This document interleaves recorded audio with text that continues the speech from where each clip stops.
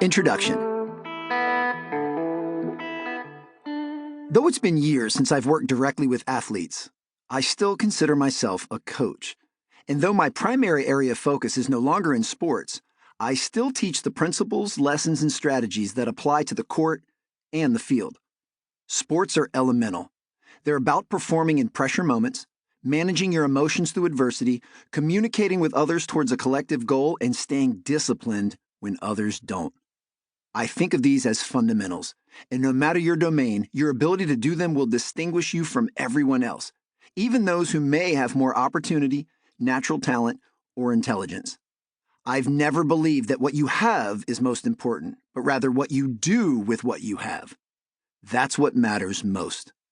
The highest performers in all walks of life have taken full ownership of themselves, their work, and their choices. They got to where they are and have stayed there because they have chosen to establish, refine, and repeat the habits that serve them best.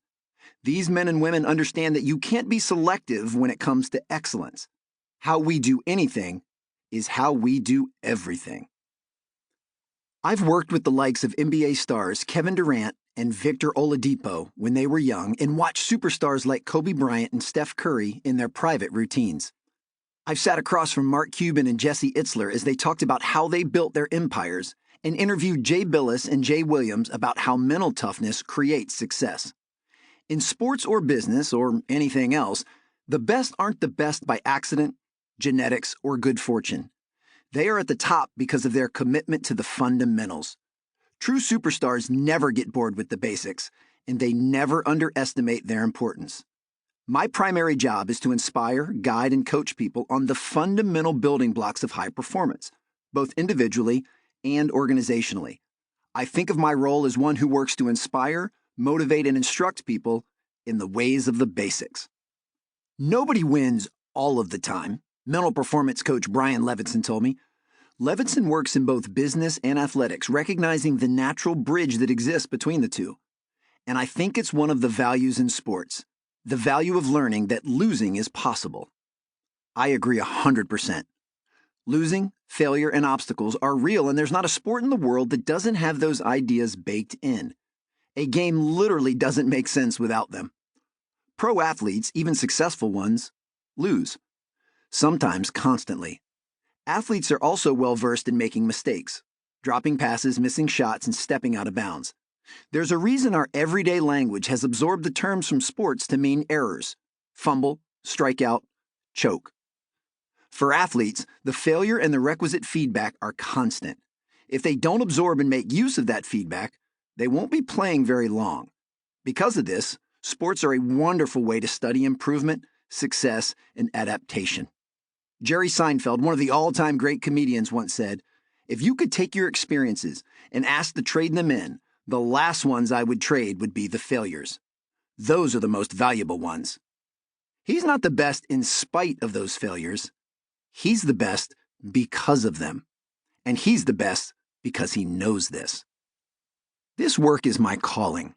I am passionate about serving, impacting, influencing, and connecting with people. Experience has taught me that success is a choice, and I want to inspire and empower people and organizations to make that choice. I've turned a successful basketball performance coaching career into a professional speaking business. Now, major companies from all over the world hire me to teach, train, and consult on effective leadership, performance, and teamwork. My time as a coach with top high school players led me to opportunities with pros, so I've seen both sides of the coin. What it takes to get there, and what it takes to remain there. My last book, Raise Your Game, was all about bringing your A game to your job, your relationships, and your life. But that is really only half the battle. Keeping it up is even harder. The commitment to raising your game in any area of life is no easy feat. But the commitment to sustaining your game is even more challenging. An athlete has to execute on the play, for the season, and for a career. In business, publishing, or whatever your field, succeeding along these three timelines is equally important. The moment, short term, the stretch, medium term, and the long haul, long term. Sustain Your Game is about succeeding in all three, looking at the particular challenges of all three timelines. In the moment, we have to battle stress. In the stretch, we have to fight stagnation. In the long haul, we have to beat burnout.